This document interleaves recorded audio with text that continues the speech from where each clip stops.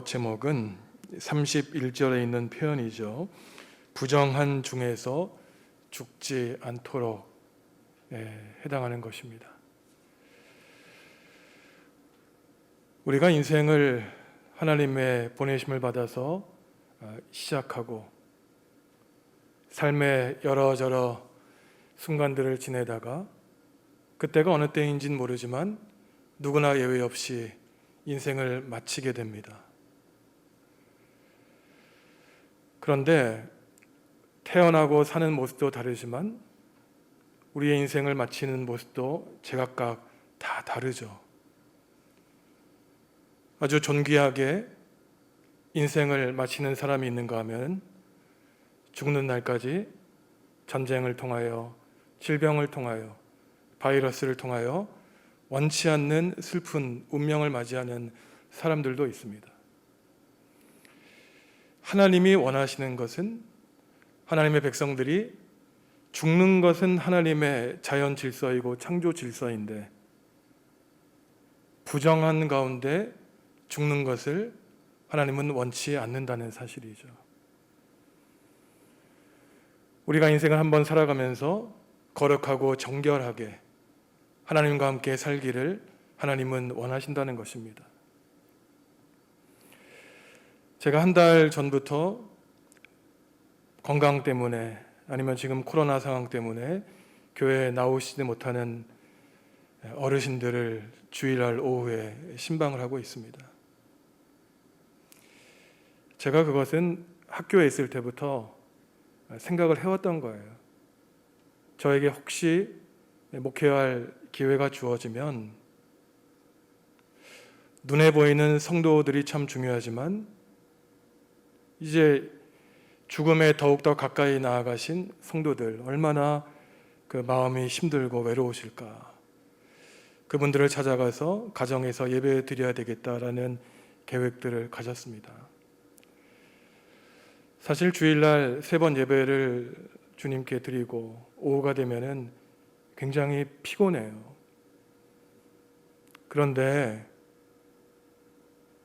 그 90이 넘으신 80의 후반 우리 권사님, 집사님들을 만나면 저의 피로가 다 가시게 됩니다.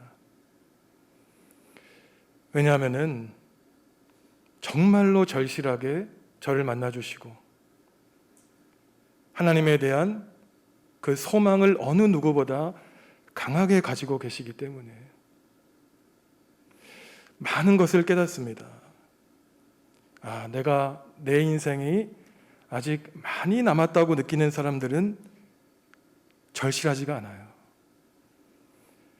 하루하루가 내 인생에 소중하다고 생각하는 분들은 하나님에 대한 그 말씀이 얼마나 절실한지 모릅니다. 울컥하시고 이러한 모습을 보면은 내가 정말 이곳에 오기를 잘했구나. 저의 소명을 발견하게 되고 힘을 얻게 됩니다. 오늘 하나님이 레위기 11장에서 15장 마지막 부분을 정리하면서 저희가 정결법을 다루지 않았습니까? 하나님의 백성이 살아갈 때 거룩하고 건강하고 정결한 삶을 살기 원하는데 오늘 그 결론이 뭐냐면은 부정한 중에서 죽지 않도록 하나님이 우리에게 가르침을 주시는 것이죠. 사무엘하 21장을 보시면 다윗의 통치 당시에도 3년 동안 기근이 있었는데 다윗이 그 기근의 이유를 물어보니 사울 왕이 죽었는데 그 유해가 함부로 그냥 땅에 흩날리는 거였어요. 성경에도 보면은 사람이 죽은 다음에 그 유해마저도 귀하게 다루기를 우리에게 원하시는 것이고 우리가 하나님께 생명을 받아 살아가는 날 동안 정결하고 거룩하게 살기 원하시는 것이 바로 오늘 우리에게 주는 마지막 결론입니다. 지금까지 우리가 말씀을 묵상했던 것 살펴보시면은 11장에서는 정결한 짐승을 먹는 그 식생활에서 정결한 삶을 살아라. 12장에서는 산모의 정결함에 대해서 얘기했죠. 하나님의 백성들을 생육하고 번성하기 위해서는 산모가 피를 흘림으로써 희생해야 헌신해야 됨을 알았고 레위기 13장 14장에서는 피부병 환자들이 사회적인 죽음을 맞이했지만 다시 사회로 복귀시키시는 하나님의 은총이 나타났고, 오늘 마지막 정결법의 결론부에서는 사람의 몸에서 이 유출병이 있을 때 사실은 세 가지입니다. 고름과 남성의 몸에서 피와 정액과 그 다음에 남성과 여성의 몸에서 이 피를 흘릴 때 사람이 생명을 잃는 것으로 이렇게 생각을 했었습니다. 왜냐하면 이 액체 가운데에는 인간의 생명이 들어있다고 생각했기 때문에 결국은 사람의 몸에서 이러한 액체를 흘리는 것을 죽음에 노출되는 것으로 봤고 부정해지는 것으로 생각해 보았죠. 그래서 우리가 읽은 것은 사람이 이 고름을 흘리는 유출병에 대한 것인데, 2절을 보면은 몸에서 고름을 흘릴 때 사람이 부정해집니다. 그런데 단지 그 사람만 부정해지는 것이 아니라 그 사람과 닿는 사람, 그 사람의 침이 묻은 사람, 그 다음에 그 사람이 앉은 자리, 접촉한 모든 것이 부정해진다고 말을 하고 있죠. 저는 이 말씀을 다시 읽으면서 참 하나님의 말씀이 왜 이렇게 신묘막측한가 생각을 했는데 어떻습니까? 8절에 보시면 유출병이 있는 자가 정한 자에게 침을 뱉으면, 오늘날 똑같은 상황 아닙니까? 이 바이러스에 전염되는 것을 이미 수천 년 전에도 비록 다른 문제이지만 정확하게 오늘 얘기하고 있는 것이죠. 앉고 서는 자리, 접촉하는 모든 자리가 부정하고 오지 그릇은 흙에 이 부정함이 들어가기 때문에 깨뜨리고 나무로 만든 그릇은 깨끗이 닦으라고 말을 하고 있습니다. 그래서 이 부정함을 입은 사람이 깨끗해지기 위해서는 먼저 하루가 지난 다음에 아니면 강도에 따라서 일주일이 지난 다음에 옷을 빨고 몸을 씻어야 된다는 거예요. 지금도 흐르는 물에 비누로 손을 잘 닦으라 그러지 않습니까? 똑같은 이야기가 지금 레위기 15장에 나오고 있습니다. 그런데 옷을 빨고 몸을 씻어야 된다는 표현이 5절, 6절, 7절, 9절, 10절, 11, 13, 16, 18절에 10번이나 나오고 있어요. 그래서 이 정결법의 결론은 우리에게 말씀하시는 것이 부정해지는 것을 강조하기 위한 것이 아니라 부정함에서 깨끗해지는 것을 우리에게 강조하고 있는 것입니다. 고름을 흘려서 부정해진 사람은 13절을 보면 일주일 동안 기다려야 됐죠. 지난주에 심한 피부병 환자를 관찰하는 것과 똑같았습니다. 7은 성경에서 완전수를 가리키는 것으로 고통의 시간도 완전과 끝에 다다라야 해결이 된다는 것을 우리에게 얘기하는 거예요. 우리 인생의 고통이 하나님께 직접 기도한다고 해서 즉각적으로 해결되지 않습니다. 고통의 때가 그게 달해야 하나님이 우리를 낫게 해 주시는 것이죠. 일주일, 2주일 동안 제사장이 살펴보아서 고름이 멈추면 산비둘기 2마리나 집비둘기 새끼 2마리를 제사장에게 주어서 하나는 속죄제물, 하나는 번제물로 드려서 부정함에서 정결함으로, 질병에서 건강으로 넘어가는 정결 제사의 의미로 드리게 되는 것이죠. 둘째로 16절에서 18절을 보시면은 이 설정한 사람의 부정함에 대해서 얘기하는 겁니다. 정액이 나온 남자에 대한 것이죠. 그 남성의 몸에서 나온 이 액체가 묻은 옷, 가죽도 부정해지고, 또한 성관계를 맺은 남녀도 하루 동안 부정하다고 성경은 말을 하고 있습니다. 레위기가 굉장히 어려운 이유는 오늘날 우리의 의학적인 일상생활의 상식으로는 잘 이해하기 어려운 상당히 고차원적인 종교적인 가르침을 주고 있기 때문에, 하나님은 남자와 여자의 어떤 성적인 접촉이 사람을 부정해진다고 말합니다. 그 이유가 뭐냐면은 오늘도 수많은 이단들이 그렇죠. 제가 직접적으로 언급하지 않지만 잘못된 종교와 이 성적인 풍요함이 결합된 이단들이 있어요. 우리가 잘 아는 이단들이 굉장히 잘못된 이러한 성의 문제를 다루고 있습니다. 수천 년 전에 가나안 땅의 신화를 보면은 이러한 성적인 쾌락을 통해서 풍요를 이룬다고 하는 종교들이 있었습니다. 그런데 하나님은 어떤 성으로 대표되는 이러한 인간의 쾌락이 단지 인간의 즐거움을 무분별하게 만족시키는 것이 아니라 하나님의 질서 안에서 제한되어야 되는 것을 말하고 있는 것이죠. 또한 둘째는 어떠한 가르침이 있냐면은 생육하고 번성하라고 하는 하나님의 창조 질서는 부정함의 과정, 즉 죽음에 노출되는 어려운 과정을 통해서 생육과 번성은 이루어진다는 것입니다. 레위기 12장에도 말씀드렸지만 어머니가 자식들을 낳으면 자식들은 무럭무럭 자라나지만 출산하는 순간부터 어머니들은 죽음에 노출되는 것이죠. 여기에 바로 하나님 나라의 신비한 가르침이 있는 것입니다. 어떤 한 개인이 성장하기 위해서, 어느 공동체가 성장하기 위해서는 누군가는 죽음이라고 하는 희생과 봉사를 겪어야 된다는 것이에요. 내가 살고자 하면, 내 이름을 높이고자 하면은 타인과 그 공동체는 죽을 수밖에 없고, 나를 죽이고 희생해야 하나님 나라와 공동체는 성장한다는 놀라운 가르침을 우리에게 주고 있는 것이죠. 이처럼 고름과 피를 흘린 사람이 부정함에 노출된다는 것을 가르쳐 준다면, 우리가 읽지 않았지만 19절 이하는 피를 흘리는 여성들이 부정함을 겪게 된다고 말을 하고 있습니다. 우리가 읽지 않았지만 19절을 보면은 여성들이 월경하는 경우에 7일 동안 부정해진다는 거예요. 그리고 고름을 흘린 남자와 마찬가지로 그 여자가 앉는 자리, 방석, 침대, 접촉하는 사람, 모든 이 접촉하는 것들이 부정해진다고 말을 하고 있습니다. 마찬가지로 피에는 생명이 있다고 생각했기 때문에 과도하게 피를 흘리거나 정상적으로 피를 흘려도 남성에 대했던 여성에 대했던 부정해진다고, 다른 표현으로 하면은 생명의 위협을 당하는 것으로 성경은 말을 하고 있는 것입니다. 이러한 성경의 가르침을 보면은 상당히 고대인의 사고가 담겨져 있는 것 같지만, 이 레위기 15장의 정결법을 알아야만 성경 말씀을 이해할 수 있는 구절들이 있습니다. 예를 들어서 창세기 31장을 보시면 그 야곱이 형님 에서를 피해 도망가지 않습니까? 그래서 삼촌 라반의 집에서 오랜 시간 동안 종처럼 일을 하죠.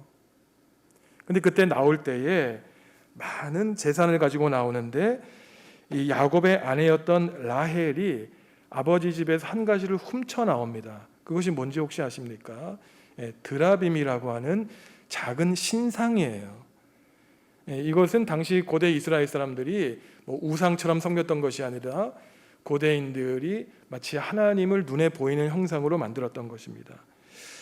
근데 참 이 아버지가 화가 난 거예요. 지금 이 사위가 자기의 여종 2명과 딸 2명을 데리고 마치 도망가듯이 가고 있는데, 얌전해 가는 것도 아니고 자기가 소중히 여기는 이 신상을 훔쳐 갖고 간 겁니다. 그러니까 라반이 지금 화가 난 거예요. 그래서 야곱과 라헬을 쫓아오는데 그 라헬이 재미있는 말을 합니다. 제가 읽어드릴 텐데 창세기 31장 35절에 보면은 이런 표현이 있어요. 지금 라헬이 핑계를 대는 겁니다. 31장 35절. 라헬이 그의 아버지에게 이르되 마침 생리가 있어 일어나서 영접할 수 없사오니 내 주는 노하지 마소서니라. 라반이 그 드라빔을 두루 찾다가 찾아내지 못한지라. 이게 무슨 말이냐면은 라헬이 지금 말 위에 앉았어요. 근데 드라빔을 안장 속에 숨긴 겁니다. 그러니까 지금 우스운 꼴을 벌이고 있는 거예요. 이스라엘 사람들이 신으로 여기고 있는 이 드라빔 신상을 여자가 엉덩이에 깔고 앉은 겁니다. 그래, 그 꼴이 얼마나 우스워요? 그런데 라헬이 하는 말이 지금 거짓말을 하는데, 아버지가 지금 이렇게 찾아오셨는데 제가 지금 생리 중이라 일어날 수 없는 것을 이해하십시오. 오늘 레위기 15장에 따르면 생리하는 여성이 앉는 안장 자리가 다 부정해진다는 거예요. 그럼 창세기 31장 35절의 말씀은 너희들이 신상으로 섬기는 이 드라빔을 엉덩이로 깔고 앉은 것에 더 넘어가 부정한 사람이 앉았다라고 마치 이 민간신앙을 조롱하고 있는 이러한 가르침입니다. 이 레위기 15장의 율법을 모르면은 이 라헬이 하는 말을 이해할 수 없죠. 또 사무엘하 11장을 보시면은 다윗이 밧세바가 부정한 기간에 그 다음에 밧세바를 범했다, 이러한 표현이 있는 것은 당시 밧세바가 생리기간이었고 또한 그 가운데 자식을 잉태하게 되는 범죄를 묘사하고 있는 것입니다. 여성이 이처럼 불결하게 된 기간을 지난 다음에는 마찬가지로 고름을 흘린 남성과 똑같이 정결례를 지내면 다시 일상생활로 돌아오는 것이죠.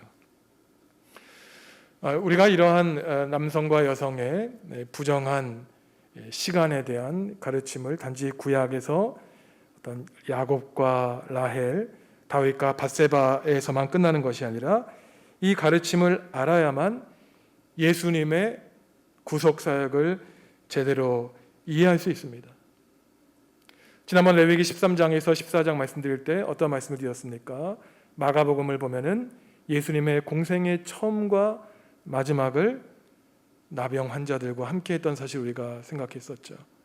마가복음 1장에서 나병 환자를 고쳐주시고 너의 몸을 제사장에게 보여 정결하다 다시 사회 속으로 편입되도록 말씀하셨고, 예수님이 마지막 식사를 하실 때 제자들과 한 최후의 만찬 전에 나병 환자 시몬의 집에서 함께 식사하심으로써 사람들에게 손가락질 당한 그 외롭고 고독한 사람을 위로해 주시고 그와 함께 천국 만찬을 나누셨던 것을 우리가 이미 말씀을 묵상해 보았습니다. 오늘 레위기 15장에 나오는 이러한 정결법도 예수님은 그대로 적용하셨죠. 이스라엘에서 부정하다고 여겨진 사람들, 사회적인 죽음을 선고받아서 소외되고 외로운 사람들과 함께 하신 또 아름다운 이야기가 나오죠. 이것은 마가복음 5장에 나오는 혈루증을 앓는 여자에 대한 얘기입니다. 마가복음 5장을 보시면은 12년 동안이나 혈루증을 앓는 여자가 있었습니다. 이 아마 생리불순에 의한 병이었을 거예요. 그러니까 피가 멈추지 않으니 성경을 보면은 가산을 다 탕진하고 용하다는 의사 다 만나보았지만 낫지 못했습니다. 사람들한테 손가락질을 당했겠죠. 가난했고 비참한 여자였습니다. 이 여자의 마지막 희망은 자기 앞에 지나가는 예수님의 옷자락에만 손을 닿아도 내 병이 나을 수 있지 않을까 생각한 거예요. 예수님이 느끼셨죠. 본인의 기운이 빠져난 것을 보고 누가 내 몸에 손을 대었느냐 제자들에게 물어보시자 12년 동안이나 사회적인 죽음을 선고받았던 이 혈루증 앓는 여자가 몸에 손을 댄 것을 알아차리게 된 것입니다. 예수님이 칭찬하셨죠. 너의 믿음이 너를 구원하였다. 근데 사실은 예수님의 입장에서 보면은 아까 레위기 15장의 율법을 보면은 부정해진 사람이 닿는 사람이나 물건은 다 부정해진다 그랬어요. 예수님도 지금 부정해지신 것입니다. 예수님은 억울한 상황에 빠진 거예요. 하지만 예수님은 구약 성경의 이 정결법에 피해를 당했다고 생각하시지 않고 그 정결법 법조문 때문에 더욱더 자신의 고통이 심해진 이 여성의 아픔을 이해하시고 너의 믿음이 너를 낫게 하였다라고 칭찬해 주신 것입니다. 1년, 2년도 아니었죠. 그 고통이 12년 동안이나 자기 자신을 살릴 수 없는 그 고통 가운데 있는 여자였습니다. 그런데 이 혈루증 앓는 여자 앞에 보면은 앞뒤를 보면은 회당장 야이로의 이야기가 나오죠. 회당이라고 하는 그 시나고그는 성전이 무너진 다음에 유대인들의 모임 장소로서 회당에서는 예배하고 말씀을 읽고 묵상하는 그러한 장소였습니다. 이 회당장이라고 하는 사람은 아마도 회당에 있는 여러 그 어르신들 가운데 굉장히 지위가 높은 사람 가운데 한 명이었어요. 근데 이 사람이 문제가 있었는데 누가복음에 보면은 12살 된 딸이 지금 죽는 지경에 있지 않았습니까? 그 회당장의 믿음이 굉장히 좋은 사람이었어요. 당시 예수님의 나이는 30대 초반, 중반이었고 아마도 이 회당장은 예수님보다 훨씬 더 나이가 많은 사람이었을 것입니다. 하지만 자식이 죽어가니 자신의 지위 고하, 자신의 경제적인 부 아무 소용이 없었죠. 예수님 앞에 무릎을 꿇었습니다. 주님이 낫게 해달라고 말씀만 해주십시오. 자기 자식이 죽어가고 있는데 지금 혈루증 앓는 여자가 방해를 하고 있는 것이었어요. 그 가난한 여자 때문에 지체가 나쁜 회당장 야이로의 딸이 죽게 된 것입니다. 야이로의 집을 가니 곡하고 난리가 났죠. 슬퍼하고 이제 이 12살 된 딸이 죽었다라고 하고 있는데 예수님이 말씀하시지 않습니까? 죽은 것이 아니라 자고 있는 것이다. 사람들은 다 비웃습니다. 그때 예수님이 하신 일이 무엇입니까? 소녀의 손목을 잡으시고 뭐라 그러셨죠? 달리다고. 소녀야 일어나라. 우리는 그 레위기 12장, 15장에 있는 이 정결법을 모르면은 예수님이 그냥 소녀를 불쌍히 여겼기 때문에 차가워진 손을 붙잡고 일으키신 것으로 생각하지만 이것은 의도적인 범법 행위예요.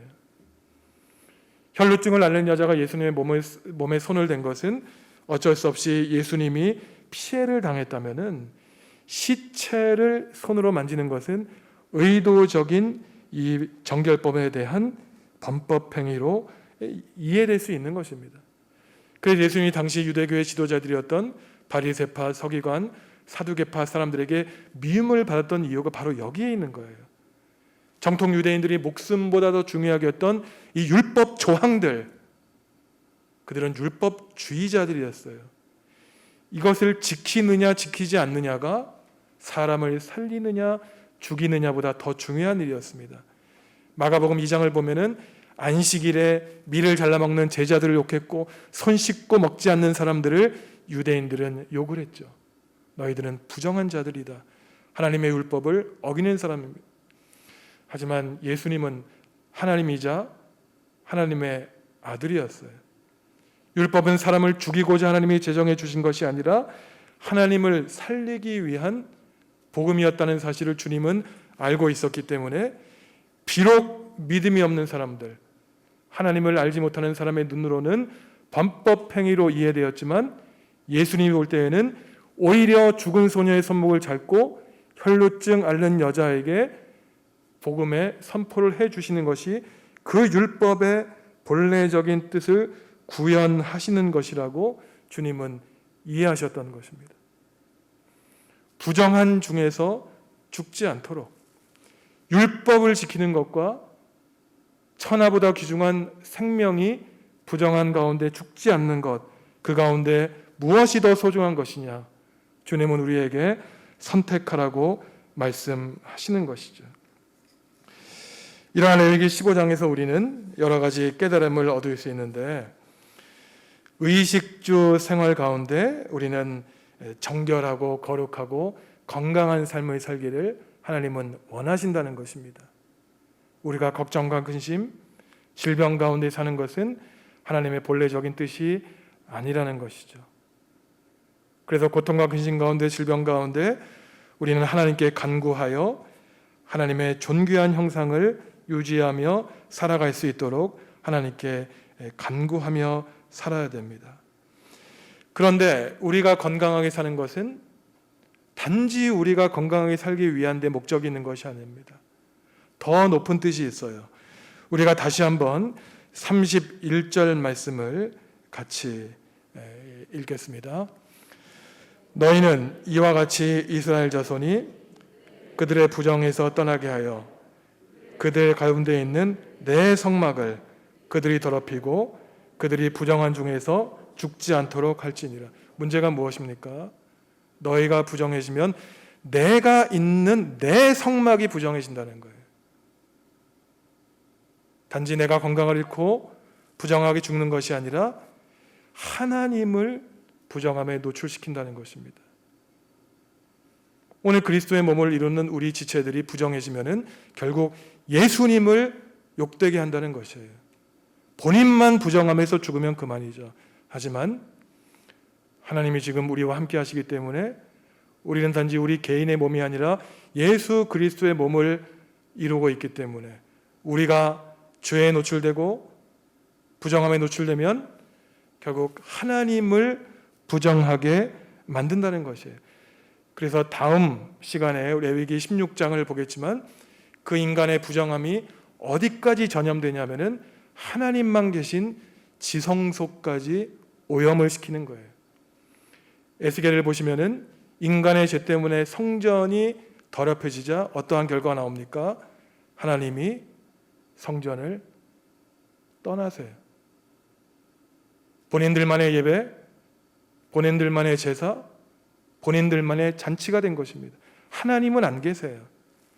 하나님의 이름을 이용하여 자신의 영광을 높이고 자신의 종교적인 만족으로 말미암아 하나님은 레위기 26장에 보시면 너희의 성소다, 더 이상 내 성소가 아니다라고 말씀하시고, 요한계시록에도 보시면은 세상의 마지막 때에 가장 먼저 심판하는 대상이 바로 교회라고 하나님은 말씀하고 있습니다.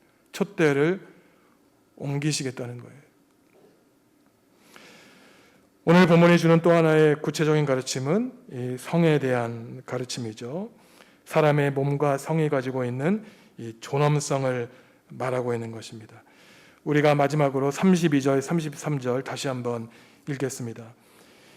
이 규례는 유출병이 있는 자와 설정함으로 부정하게 된 자와 불결기에 앓는 여인과 유출병이 있는 남녀와 그리고 불결한 여인과 동침한 자에 대한 것이니라. 아멘. 특히 오늘날과 같은 이 자본주의 사회에서는 몸이 큰 재산입니다. 잘생기면 이롭고, 오늘날 여러분들 TV 쇼를 보세요. 아이돌 그룹, 자살도 많이 하고, 이 외모 지상주의, 성공 지향적인 삶, 겉으로 보이는 화려한 삶들이 결국은 개인적인 아름다움과 관련된 것이 아니라 산업화되어 있습니다. 엔터테인먼트 산업화되어서 결국은 사람의 외모를 팔아서 돈을 벌게 되는, 바로 이러한 권력과 또한 성과 이 재물이 같이 겹치게 되는 것이죠. 사무엘상 16장 7절에 하나님 뭐라 그러십니까? 하나님은 외모를 보지 않으시고 중심을 보신다. 사람은 영적인 제한이 있고 이성적인 제한이 있기 때문에 아무래도 사람이 가지고 있는 조건으로 그 사람을 판단할 수밖에 없습니다.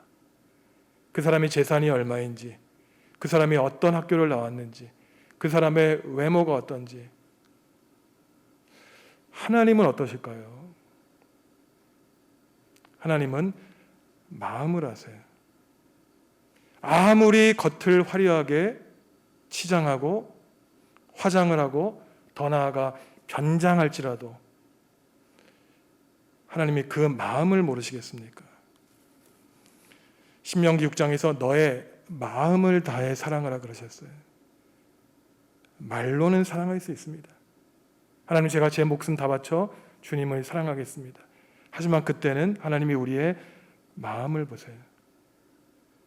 가장 어려운 것은 마음을 다 바쳐 사랑하는 것입니다. 외모가 가장 중요한 가치가 된 오늘날, 그래서 결국은 이러한 성이 주는 가르침, 욕망이 주는 가르침 가운데 과연 매일 우리가 손을 닦고 바이러스에 전염되지 않도록 마스크를 쓰고 다니지만 우리의 그 연약한 마음을 보호하기 위해서 마음에 마스크 쓰고 있는지, 마음을 물로 닦고 있는지 우리에게 스스로 질문을 하셔야 되죠. 우리는 이번 주간을 대림절 셋째 주간으로 보내고 있습니다. 오늘 레위기 15장 말씀은 단지 수천 년 전 화석화된 죽은 율법이 아니에요.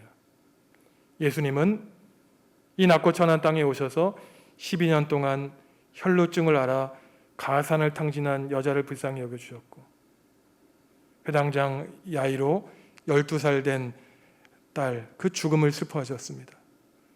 한 명은 부자였고 한 명은 가난한 사람이었어요. 한 명은 배운 사람이었고 한 명은 배우지 못한 사람이었습니다. 하지만 예수님의 눈에는 모두가 다 소중한 사람이었어요. 왜냐하면 그들 모두가 다 하나님의 형상을 따라 지음받은 존귀한 사람이기 때문입니다.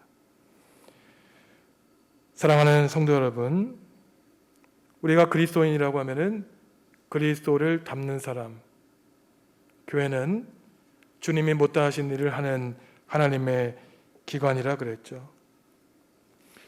우리 교회가 관심을 가져야 되는 것은 죽음이 범람하는 이때에 생명을 살리고 단지 육체의 생명이 아니라 우리의 몸과 마음의 생명을 살리는 하나님의 생명의 말씀인 복음에 따라 우리의 몸과 마음을 살찌우고 죽음에 노출된 많은 연약한 인생들에게 하나님의 참된 생명을 전하는 것이 코로나 시대를 살아가는 우리 중앙교회에 주신 하나님의 사명일 것입니다.